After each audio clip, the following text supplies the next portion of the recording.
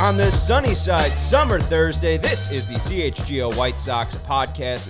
Visit sunnyside.shop for bright buys every day, including 50% off your first 3 online purchases. Enter promo code HICHGO at checkout to qualify. Exclusions apply. Sunnyside Cannabis Dispensary, bright buys every day, only for 21 plus or Illinois medical card holders. Welcome into the CHGO White Sox postgame show. I'm your host, Sean Anderson. Alongside me, Herb Lawrence. Hello. Our CHGO White Sox community leader. You can follow him at Ecknerwall23. You can follow me at Sean_W_Anderson. We'll later be joined in the show by our CHGO White Sox beat writer, Vinnie Duber. We have some Garrett Crochet audio for you. He talked about the fans booing them and his reaction to that. He's talked about the changes that he had made and looking back on his season.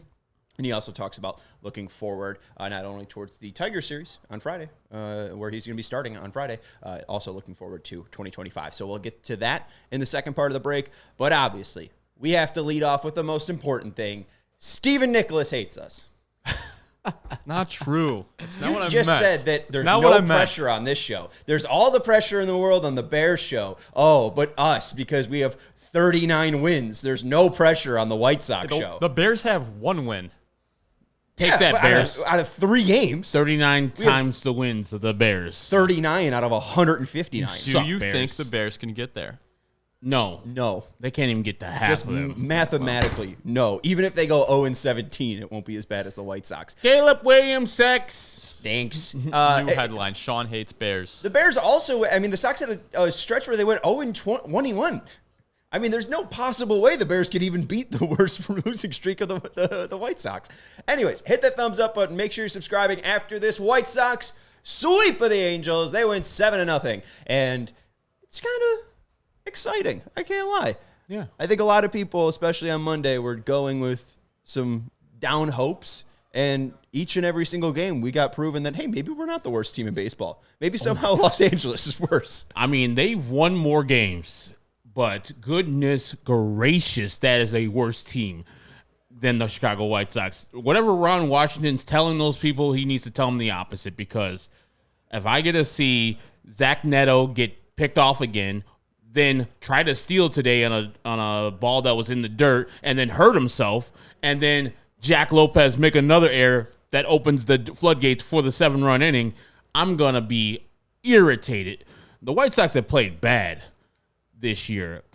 The Angels this whole series they were like, hey man, I know you guys have had a hard time, but here you go. Here's 3 wins for you right there. Like today, the White Sox took over, but they were aided by the Angels. And Tyler Anderson was an all-star this year with one of the best ERAs on the road. And the White Sox like, I don't care about that damn stuff. 7 runs in the 5th inning. That's good. Tyler Anderson ain't that great at shakes. I mean, you even talked about our guy, who is it that closed out the game last night? Quijada, right? Oh, yeah. And you talked about his sub-2 ERA. Go look at his career 5 ERA. I don't know about that. I think I'm with Alejandro. Michael Leroy saying, where was this all season? As John Triffin tried to tell you in Milwaukee, we're not going to take that from the Brewers, but we're just catching people at the wrong time, right? I mean, look at the Angels and White Sox this year. 4-2 against the Angels. I think that's the only team that they could say they have a winning record against. No, they have a winning record versus the Tampa. Rays. Yeah. Technically, they have a winning record versus the Braves and the Cardinals. Yeah. They beat those teams in their 3-game series. And I think that might be it. Probably is about it. Real quick, I do need to apologize to Chris Getz. I know that's going to be weird to apologize to this guy and this guy only. But I did tweet out, and I think I even mentioned it yesterday. I just read the article wrong. I was questioning him saying, F it, let's start Crochet on opening day, to turning down potential packages of Dalton Rushing from the Dodgers and Andrew Painter from the Phillies. I don't know how to read. It said that the Dodgers weren't willing to include Dalton Rushing. It said that the Phillies weren't willing to include Andrew Painter. I took that because it was a hit piece as something negative that Chris Getz did. So my bad on that. It seems like he would have traded for him if those players were offered, and they weren't. So my bad on that, Chris Getz. I was blaming you for doing something that, Sean's a thumbs you had no guy. idea to. Sean's a thumbs guy, not just a finger guy. Well, and then Tyler saying, shame on both of you for rooting history. Guess what? Joke's on you. Ha, ha, ha, ha, ha. Yeah, because history definitely can't happen in the next 3 games. And also, I meant like rooting for history. If you could go back to if you could go back to March 27th and ask me, do you want to see a 125 loss White Sox team or a 121 loss White Sox team or a team that's 81-81? Hell, even like where the Angels are at, like on the precipice of 100 losses, I'm taking the Angels season. Yes. Day in, day out. No. They're not good, but I'm not saying I'm taking the state of their franchise. I think the Angels are in a worse state of their franchise, especially because, their best player is Michael Nelson Trout, who's, running into age issues and injury issues every single season.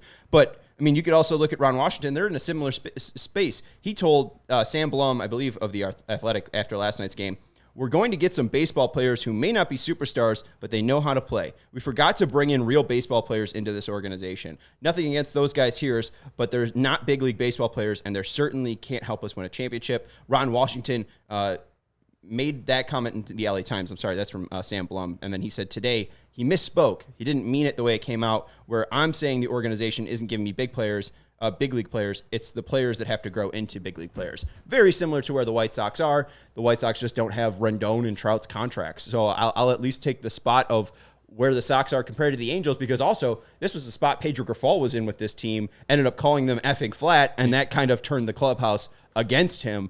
Ron Washington, a guy who I wouldn't have been upset with the White Sox hiring back when they hired Pedro Grifol, now seems to be running into the same difficulties with this Angels club near the end. It seems like they're at least kind of realizing all of their problems, where the White Sox realized it last year. Yay. Yeah. At least there's a little bit of progress, even though there's 120 losses. I read that Ron Washington thing as he said the truth last night, that he doesn't got Major League Baseball players. Then he got a visit from Perry Manessian, the general manager, and he's like, hey, tamp down that words you put out there, because we don't want to lose the locker room, as you're saying, Sean. And probably had to speak to the players on a one-to-one basis to make sure that they understand that he didn't want to throw them all under the bus. But he meant that. You've seen these 3 damn games. As I said with Zach Nato, that man got picked off twice last night, and it wasn't close. And yes, those Davis Martin moves were nice, but after the first time, I was like, oh man, you were going to get picked off again at second base. And then he almost got picked off a third time last night, made the clutch error last night. Today, hurt his own shoulder while trying to steal second base. That man's ready for Cancun. He is drinking the pina coladas. He's enjoying his time already. He can taste them. That team is done. And Ron Washington wants a professional effort. Ron Washington's been in this game for a long time as a coach, many a player. And he could see that these players are not ready for prime time. He's coached the Texas Rangers, Oakland Athletics, ex-Marcus Semien, who was a butcher here with the White Sox. He went under the tutelage of Ron Washington, became the all-star that he is right now. Same thing out there in Atlanta. Those players swear by Ron Washington. So, if anything, that man's got the plaques on the wall, got the gravitas to say the things that he can say. Pedro, on the other hand, can't say those things because he had nothing and a terrible year last year. And then saying this to this team that they're effing flat, as we talked about that day, they were just going up against a superior pitcher that day in Kyle Bradish. And it wasn't they were flat, they were just dominated. And so I think Ron got a call and got a talking to by Perry Manessian and say, you can't say that. That team is worse than the White Sox right now, currently. And that is a shame to say. A team that is going to be the worst team in baseball history is better than a team that's going to lose, 97, 98 games this year? Yes. And just to at least give Los Angeles some leeway, and at least NATO some leeway, they do have the most caught stolen this year. And I think they're pretty high up there on attempts as well. I think part of just Ron's idea is, hey, let's play good defense and let's run the bases. So I don't even know if Neto making those mistakes are like the biggest thing that Ron Washington's upset about. He's probably more upset about Jack Lopez dropping a damn fly ball. And then you also see in the fifth inning where the Sox score 7. Was it, they scored 7 and they scored all 7 that run in the fifth. My radio app was not working, so I thought it was 4 and then 3. You even see on that score that what Robert and Vaughn score from. I mean, they're missing cutoffs, just like the White Sox. I mean, like this team is not in a better spot than the White Sox, and I would probably can confidently put 4 teams in baseball hell. I'll put the White Sox in baseball hell. I'll put the Angels in baseball hell. I'll put the Colorado in baseball hell, and then you could call it baseball hell. You could also just call it Sacramento for Oakland. So I think just overall, those are the teams that really do seem to be struggling. And even though it seems like there's a little bit of progress with Chris Getz in the front office, they have posted a job posting for Director of Strength and Training. So if you're looking to be the Director of Strength and Training for the White Sox, go run and sign up at Teamwork Online. Steven? Yeah, hey. You're going to be the Director of Strength and Training? Say that again? You're going to be the Director of Strength and Training for the White Sox? You eat a lot of food and lift a lot of weights. I do. You know what? I do love it here, but maybe if I could do like part-time there.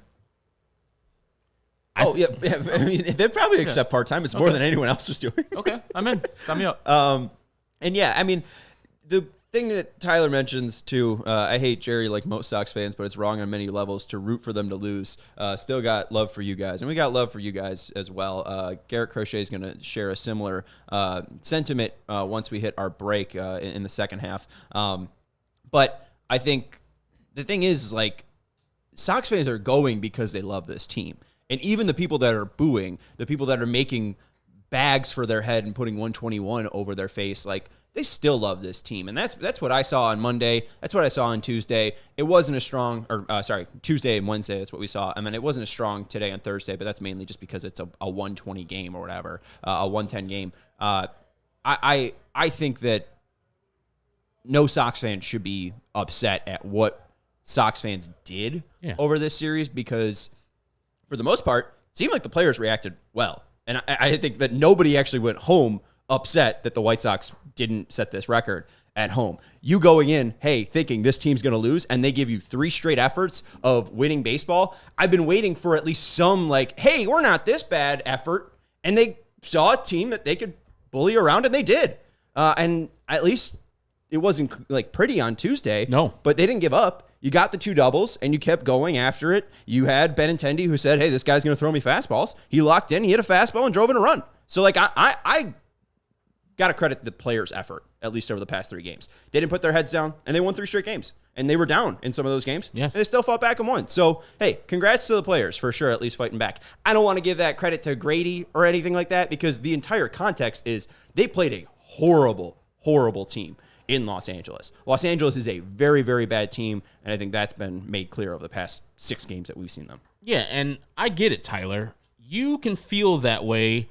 James Fox from Future Sox was like, it's a weird energy to cheer against the White Sox. Same thing with Shane Reardon from 670 to Score.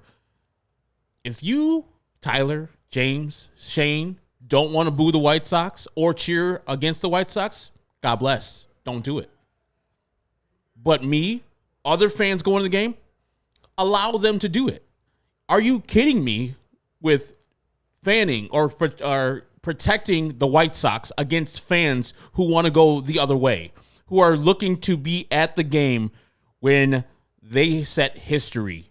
This record is 62 years old. None of us in this room were alive when the 62 Mets set the record. None of us will be alive when the next team, maybe the White Sox next year, breaks this record. So, yeah, they're cheering against the White Sox, but there's no loyalty to a 39 and 120 team. And you, as a fan, if you don't want to do that, cool, but to patrol and police other fans, I think is wrong. Let fans fan how they want to fan, especially if they paid the money. I'm all good for that. And you, as a fan, should just do what you want to do and not be subject to the fan police out here.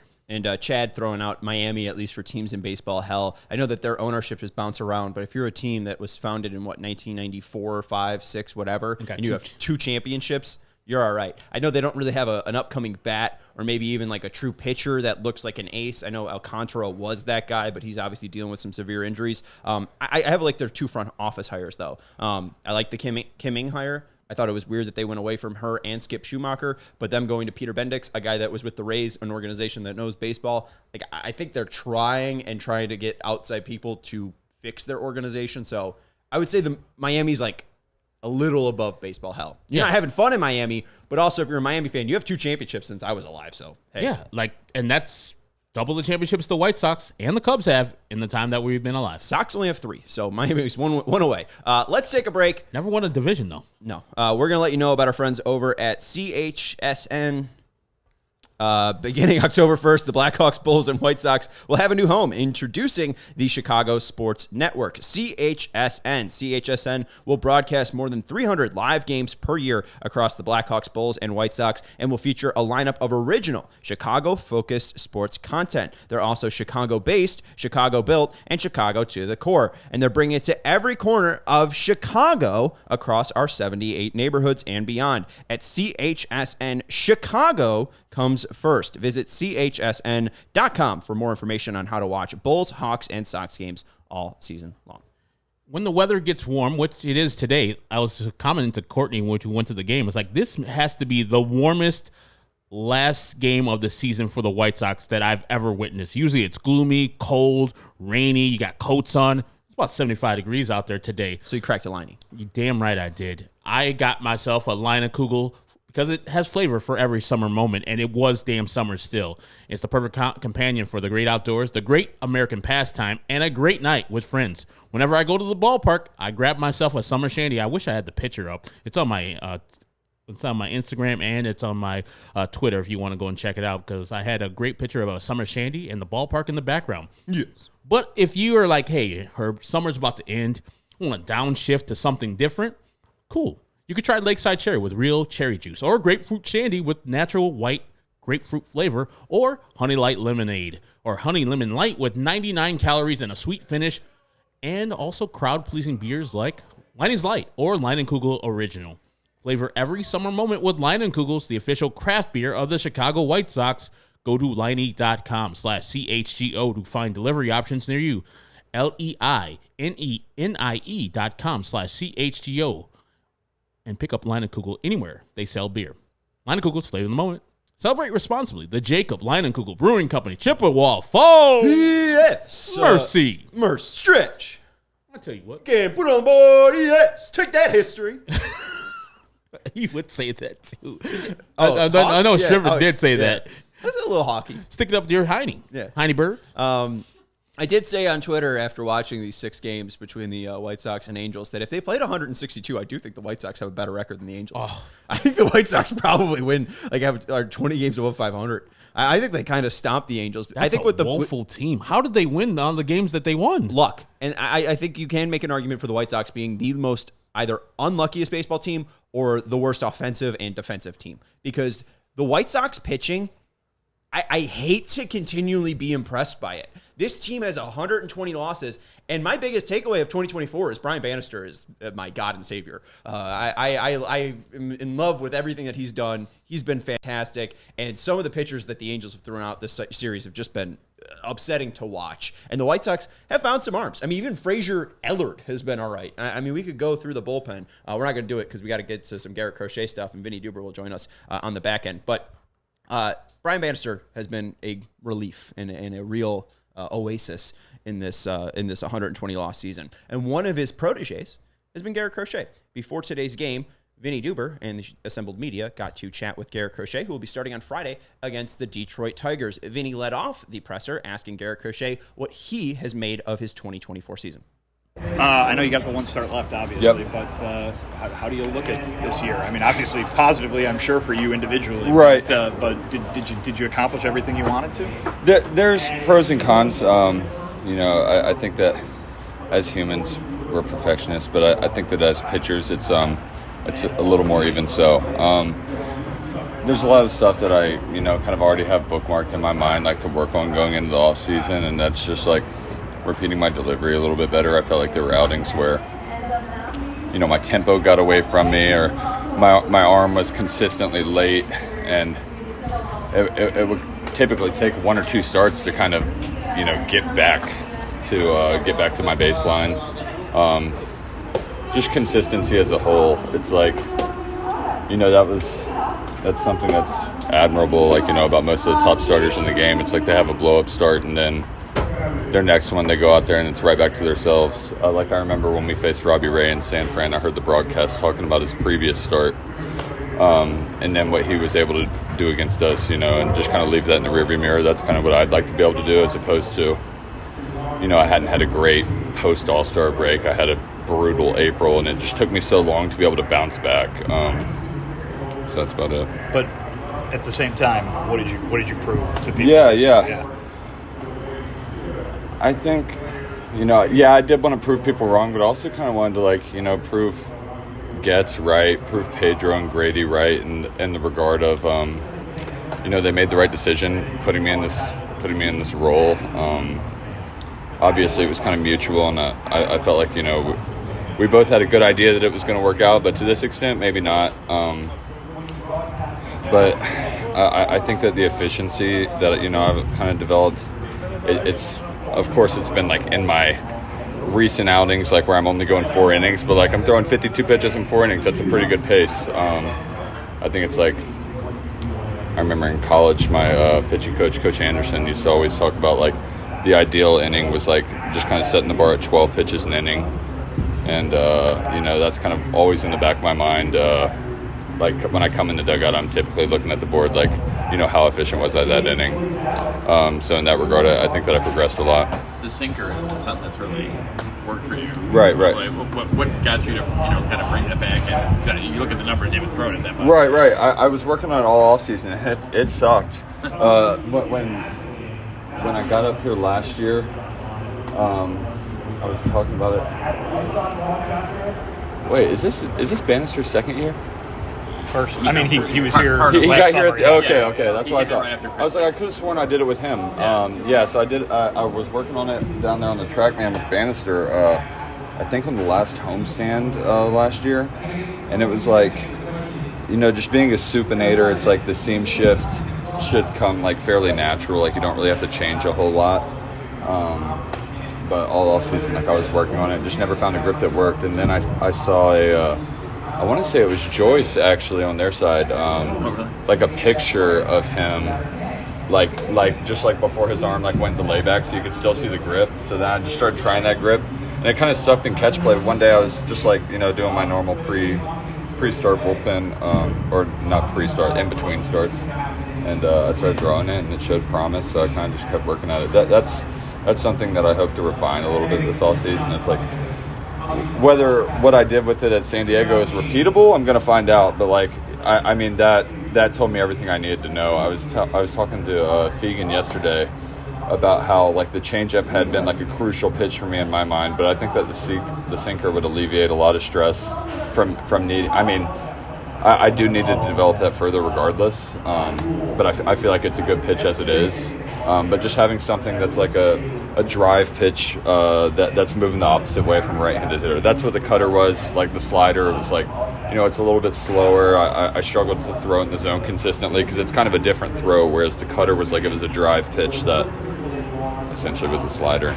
Is that the best you had against San Diego? They were talking about it. Yeah, definitely. I that was probably the fourth start this year where I've thrown one, maybe the third start. I threw that one behind Bellinger, so that was like, oh, maybe we'll put this in my back pocket. But just kind of kept working on it between starts, and was able to utilize it versus the Padres. When I was doing the scouting report, it was like, oh, today might be a good day to throw it. Did I expect to throw it as much as I did? Not at all. But the results were telling me everything I needed to know. Were you when you go out there, a lot of people expect perfection because you've been so good this year. I know you do, but what's realistic? I mean, when you go out there, you're like any other pitcher. You're not always going to have your best stuff to compete, right? Yeah, what's realistic or what are expectations? I don't know. I mean, I think what every pitcher expects out of himself is 7 shutty every night. But that kind of goes back to also what I was saying. It's like as pitchers, we're extra honed on the perfectionism, because it's like I know that I could paint this fastball. Like I've done it 100 times. I just did it in my warm-ups. So it's like, why can I not throw that pitch every single time? So it's a constant chase of or a constant strive to be better. But as far as expectations, I don't know. I already hold myself to a pretty high standard, so I'm not too worried about that. Would you be receptive to long-term the Sox approach this winter, or are you pretty much thinking this is it? I'd be receptive. That those kind of conversations aren't. They're not, I guess, like reliant on myself. Whatever happens, I know that Getz does everything with the team's best interest in mind. So I think that we can trust that to remain true. But people would ask me then, why would you want to stay? Because the rebuild's going to take a little while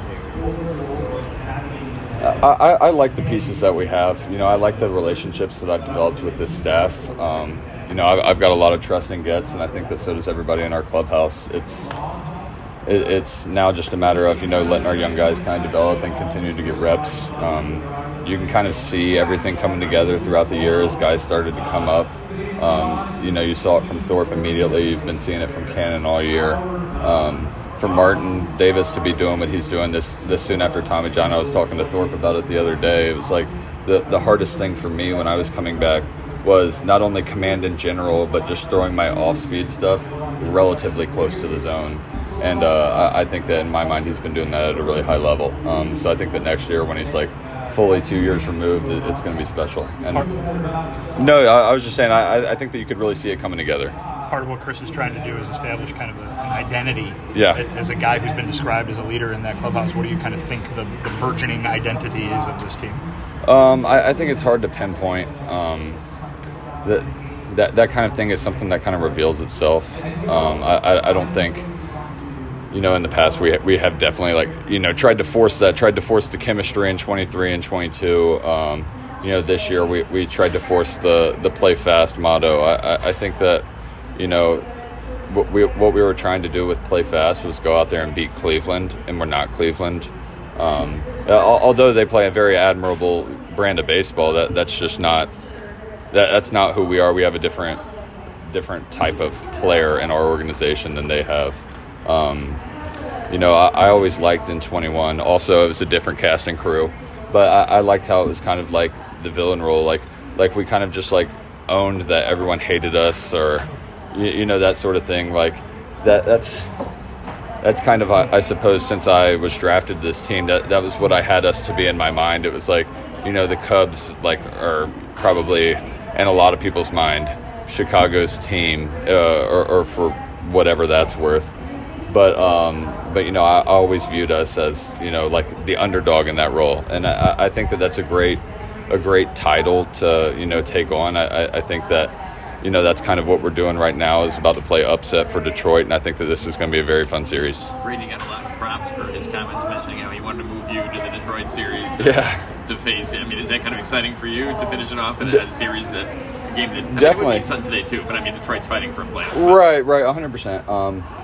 Especially versus a division opponent. I think that at the end of the day, that's the biggest part, is that it's a division opponent, and it's like we want to beat those guys. I haven't faced them since opening day, so I like to think that I'm kind of a different pitcher from then. I was rewatching my film the other day and seeing myself throw. I even though it was 5 months ago, it's like I feel like when I'm watching the video, I look almost a little bit younger and a little more inexperienced than what I feel right now. So I'm excited.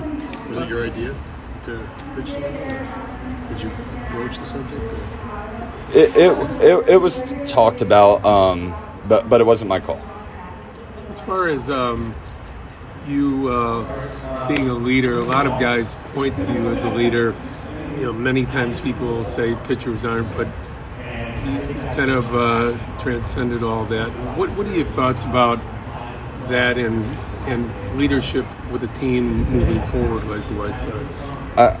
I mean, we have such an inexperienced team. I don't like I don't know how many rookies we have on this team. I know it's double digits. It's probably over half. So I think that it was kind of just something that came natural. I think that when you come up, you look to guys that have the most experience, and it just so happened to be, me and a select few others. I'm not really trying to be anything other than who I am. Once you finish this season up, what do you take away from it? Obviously, the win-loss part of it has been pretty negative, but you're talking pretty positively about the future. What do you take away from a season where you guys have lost to this point 120 times? I think that you just got to turn the page.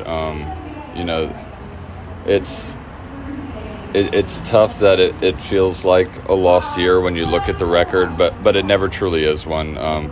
We've got a lot of areas individually and as a team that we can grow in, and now it's just taking that into the offseason and working towards that. What's Grady been like over the month and change that Yeah. you've been manager? Yeah, he's been great. But before he was promoted, I was kind of talking to him about like why he wanted to get back into baseball and how that situation kind of came to be. And I think that, just shagging BP and stuff, I started to form a pretty good relationship with him. I think a lot of the guys did. He's a very easy guy to follow. He's a good leader in the clubhouse. And I think that most of all, he's got the credibility of having played at this level and at a really high level. So there's a lot of faith and trust that the guys have in him. And, would love to see him here moving forward.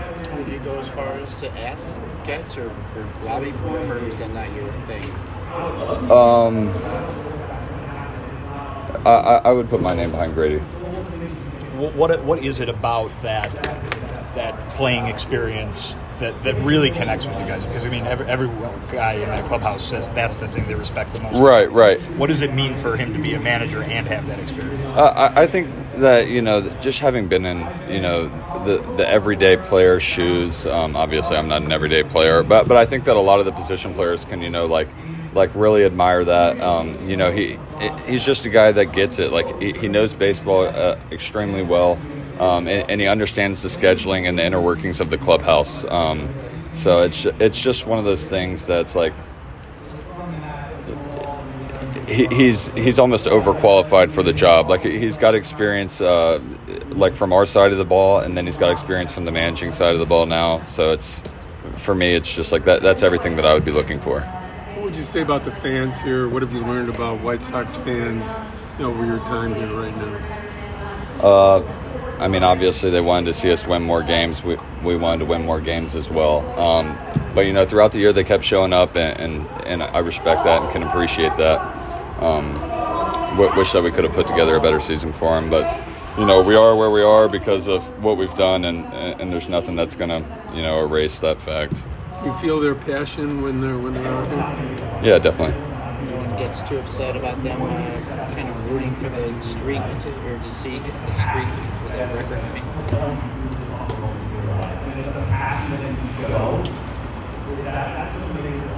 I don't love it.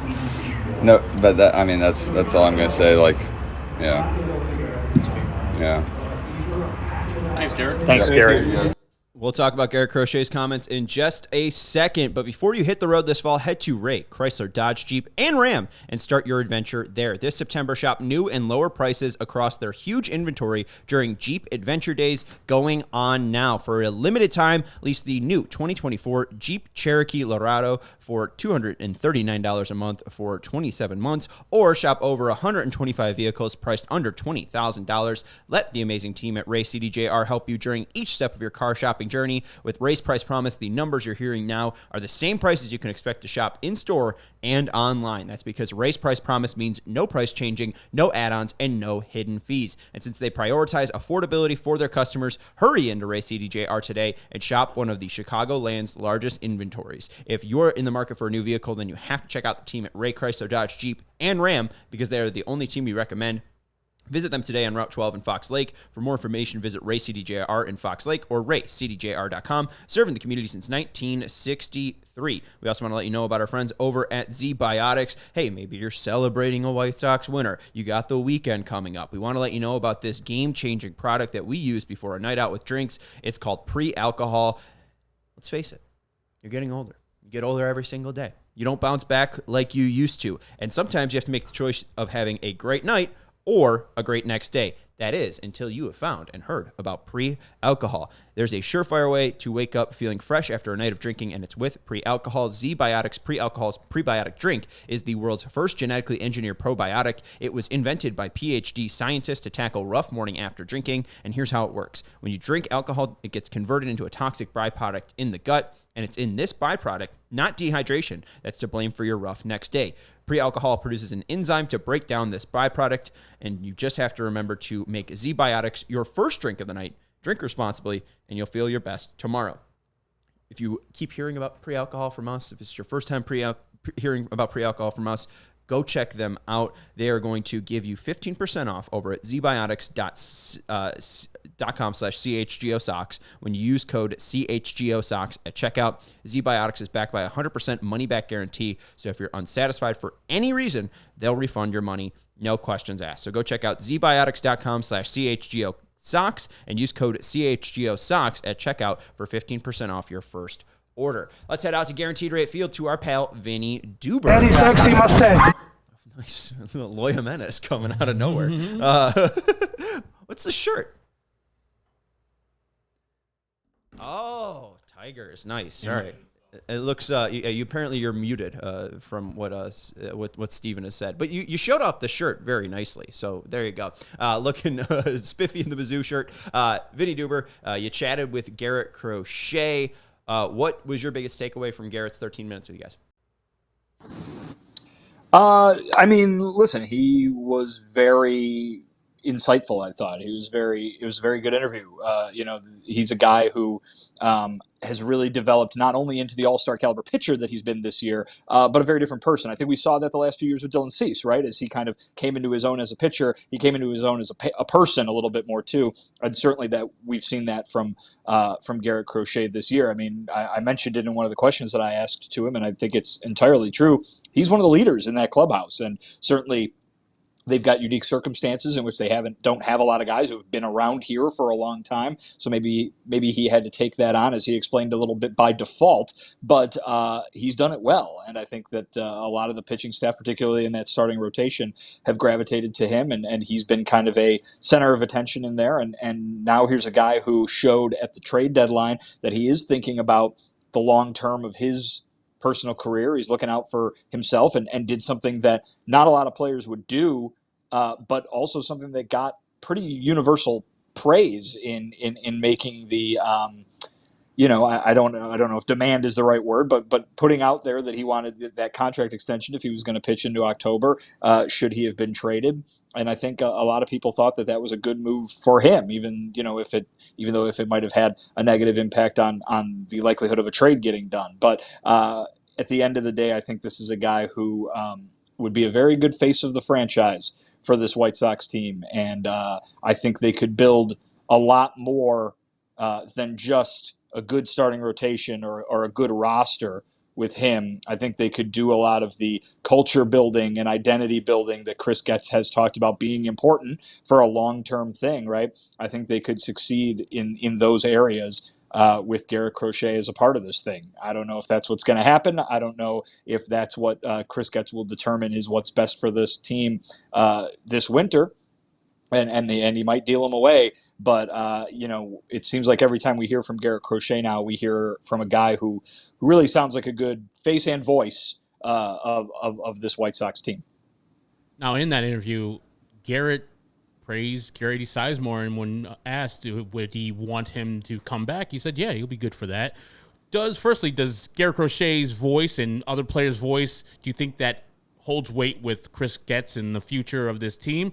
And then secondly, do you think that how the White Sox have played, even though it was the Angels, could change minds, even though that press conference that Chris Getz had the other day kind of opened my eyes to maybe he's even thinking about Grady Sizemore being the 2025 White Sox manager?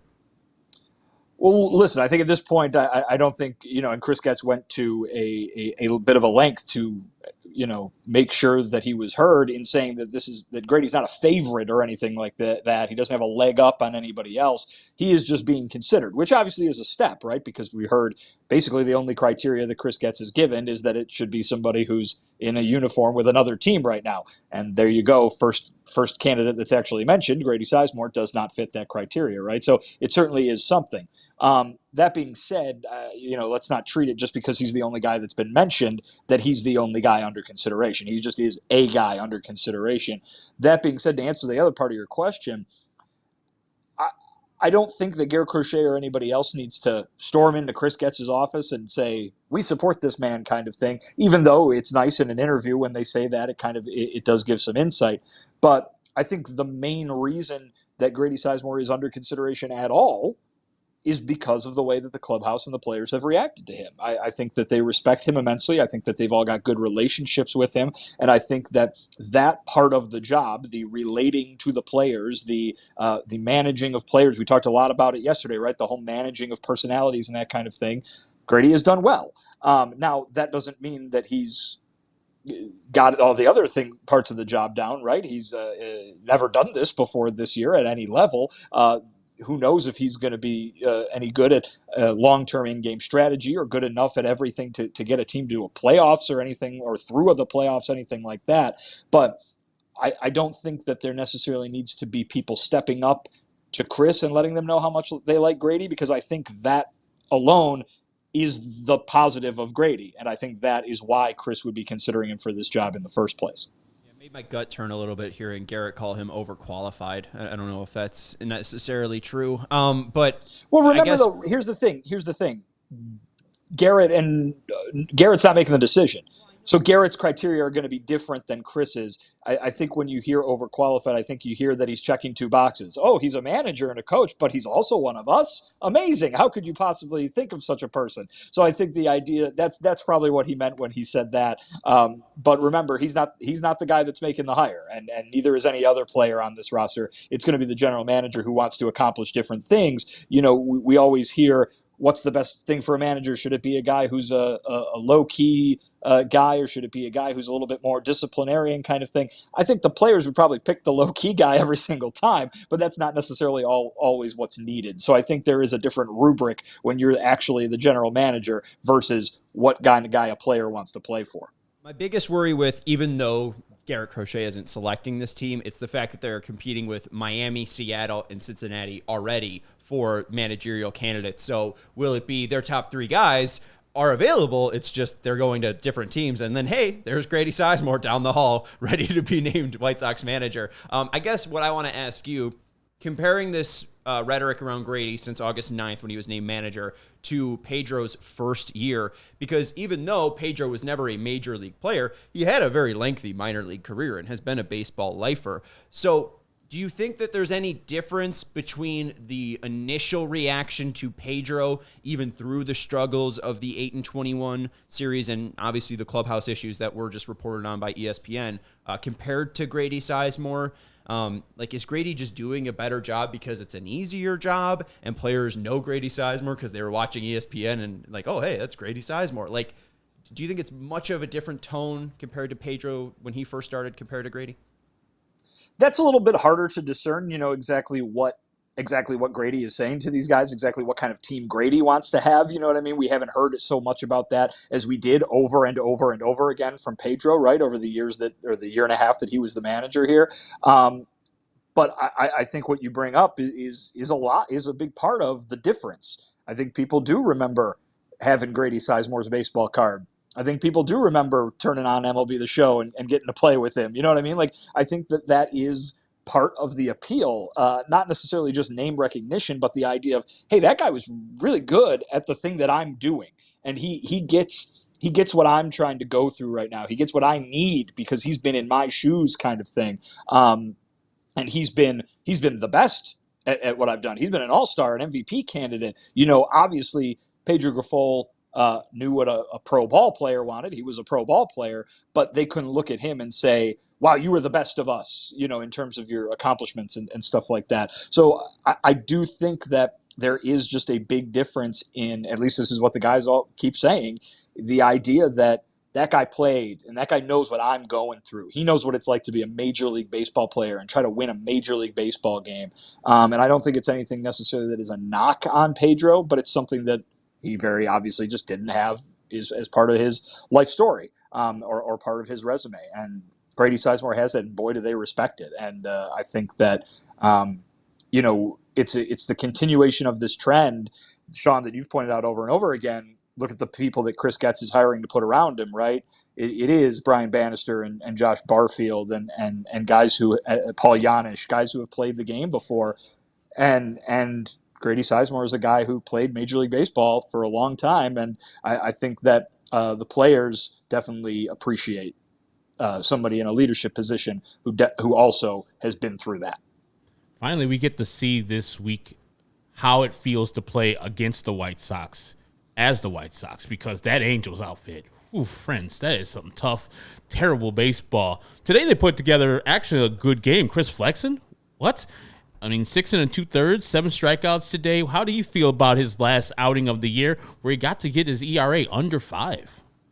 Yeah, Chris Flexen, I'm not sure, he didn't really even talk much about how he pitched. He, kind of moved on to complimenting the bullpen and everything. But I think just the idea that they win and that he was talking after a win. Remember, it was so long. What was it? 20-something games, right? Where he started and this team did not win. And so basically we were talking to him every time he pitched, and he was somber and pissed because things didn't go the team's way, let alone go his way. So he had a lot more to say today, and it was obviously very complimentary toward the team in general. But it was a bit of a difference because we haven't gotten to see that Chris Flexen this season very often. Can we guess what the song was when you guys entered the clubhouse? Well, if you know the name of whatever techno garbage was playing in there when I was in there, then be my guest, but I cannot confirm. Thanks, Dad. Yeah, techno you're welcome. garbage is playing. That's probably what it was. Did you have a guess? It seemed like you were going to say flexing on them hose or something. Flexing on the hose would be great. I do have an answer to Chad's question about favorite Queen song if you want that, but I can't give you any sort of techno information.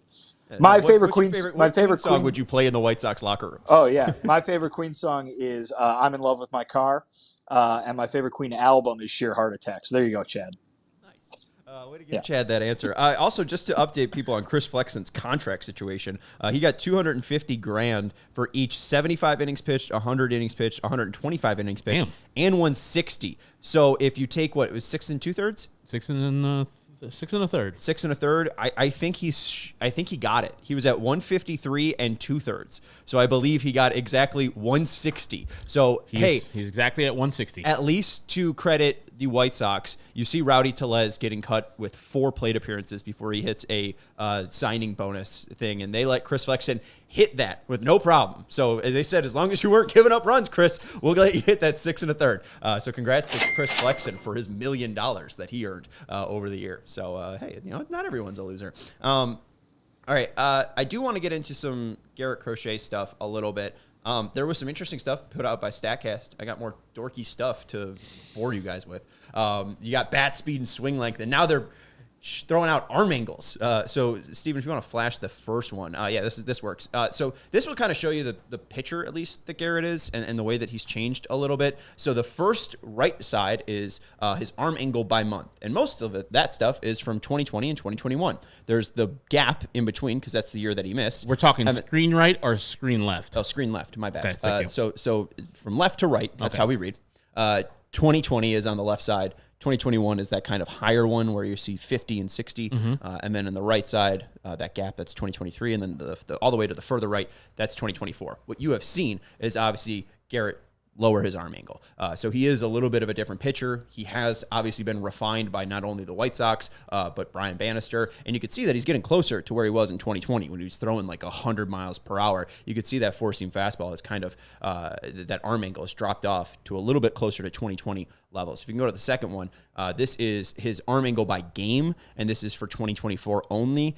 And what you can see there is you can see, at least on that red line, which is most important to me, and even in that darker red line, that cutter line, you could see that dip there around July. And I don't know exactly what that means, if that's a negative, but that is where he had most of his worst starts. And you could see in September an adjustment back to where that arm angle was around May. So at least some cool stuff to see there, where around that arm angle where he's under 40% and a little bit above 35% when his arm angle's around like 38%. That seems where his arm, at least fastball, seems to be most effective. And then final one, he talked a lot about a sinker in that 13 minutes. You could see these as induced movement break. So basically, if you had a pitch that was 0-0 right in the middle of where those things intersect, that's a gyro ball. Okay. With no movement, it's going to just, it looks like it's spinning, but there's no actual left or right movement. It's going directly just straight. Garrett, he has a little bit of arm run, obviously, to first base with his four-seam fastball. But what he talked about was he's very good at supinating.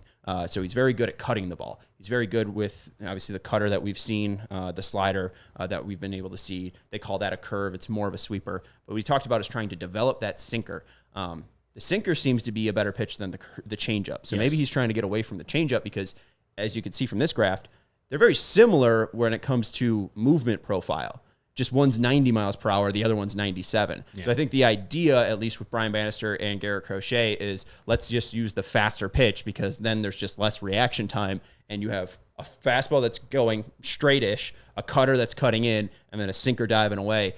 He's really building out a great profile as a starter, and what I loved hearing from there is the consistency that he wants to work on, the thing that he still has in the back of his mind from college, from his pitching coach saying, hey, I want 12 pitches every single inning.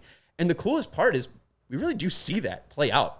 All throughout 2024, he's just been efficient. That was the biggest thing that jumped out to me opening day and has continued all throughout 2024 is he wants to be consistent. And every single inning, he is being aggressive to every single batter. Yeah, he's not looking necessarily for the strikeout. No, and he's not looking for a guy to, swing at a mistake. Yeah. Just hit it. That's his thought process. Enjoy. I love the guy. And you, Vinny, you talked about, your biggest takeaways. He seems to be a leader. He seems to be really natural at it. I would be thrilled if the White Sox extended him. I know I could say that over and over again, and I probably will. But no, it's just great to see Crochet because it really does seem to be a full-fledged adult rather than the 20-year-old or whatever who came up here in 2020, just so deer-like, and it has really grown into a true adult. And that's the cool part about this job, at least. The arm angle thing, I'm getting from that if you're throwing it higher, you're not hiding the ball as much, right?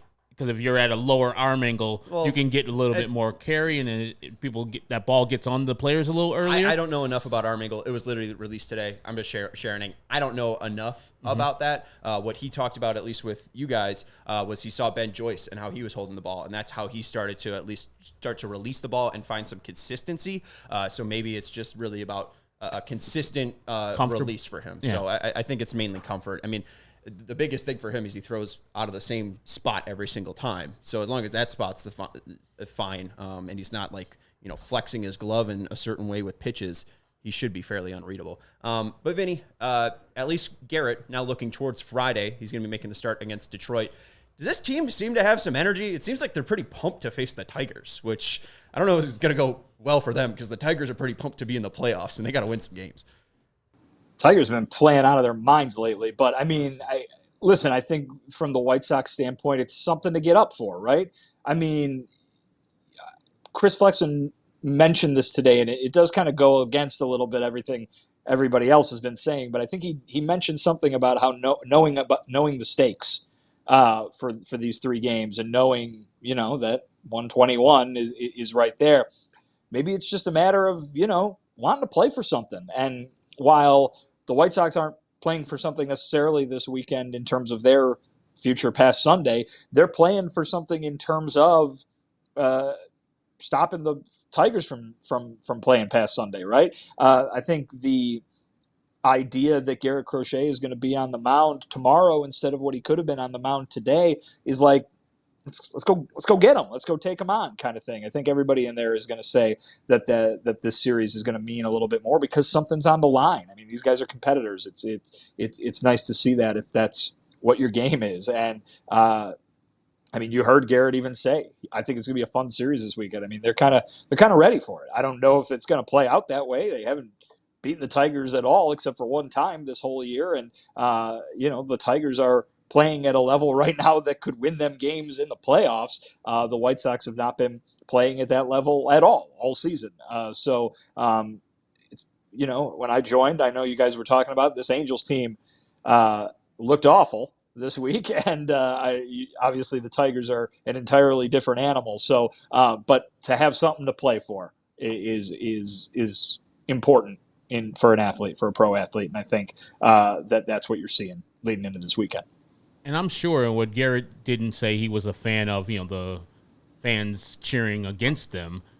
Those crowds, those atmospheres of 17, 18, and today 15,000, where they're into the game of two teams that are going to lose 95-plus games, kind of help the teams play better. And as you said, kind of like deadlines or a record creates the urgency you need. And now you go into Detroit, you got double urgency.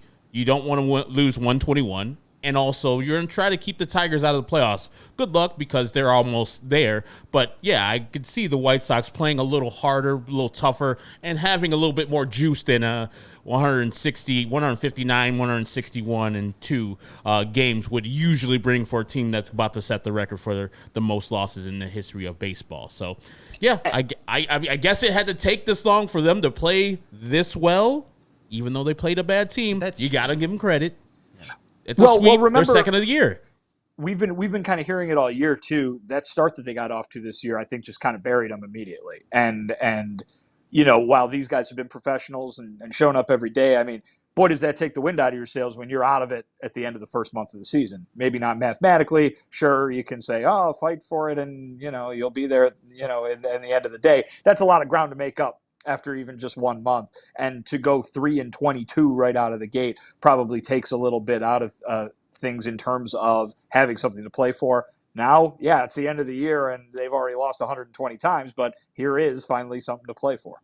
I guess it'd be interesting to know what this team would look like if Grady Sizemore was managing them for the entire year, because he took over a team that was already depleted of talent with the Cease trade, and then he takes over after the deadline. All of those players are moved out too. I guess it'd be interesting to see what they would have reacted, or how they would have reacted to the 3-22 start if Pedro was removed after 25 games. Maybe it's a little bit better, because we look at this Angels team, and the White Sox have by far the better pitching. I did not see a single Angel arm that I was impressed by.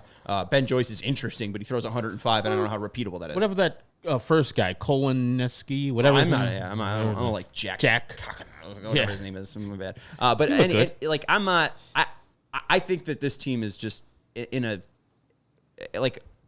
Anyways, I wonder if there wasn't the 21 game and the 14 game losing streak and the 11 game losing streak, if there was a little bit more support from the manager and maybe less of the effing flat comments. I do wonder what this team would have looked like with Grady. And maybe they're just like a 110 loss team and not this, record setting loss team because, hey, we lost 5 straight. Let's go get them back. It seemed like there was a little bit of, hey, they're booing us. Let's play better. Like, it finally felt like the first time it's like, we want to prove somebody wrong. Like, it felt like they were actually playing for something this year, and it seemed like they responded well. I know it was an easy opponent, but at least credit to them. They responded well to 17,000 people booing them. Hopefully they keep that chip on their shoulder for the whole offseason and feel that way when they start next year.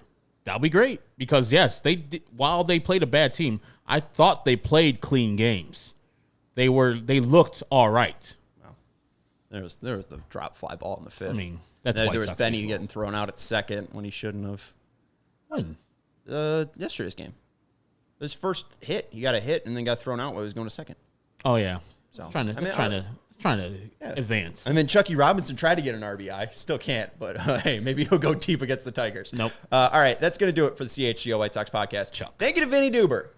I mean, this has been 3 straight years of you going to Guaranteed Rate Field and joining us. And you have dealt with us complaining about Tony La Russa, us complaining about Pedro Grifol, us complaining about Jerry Reinsdorf, us complaining about Chris Getz. So thank you for all your time at Guaranteed Rate Field.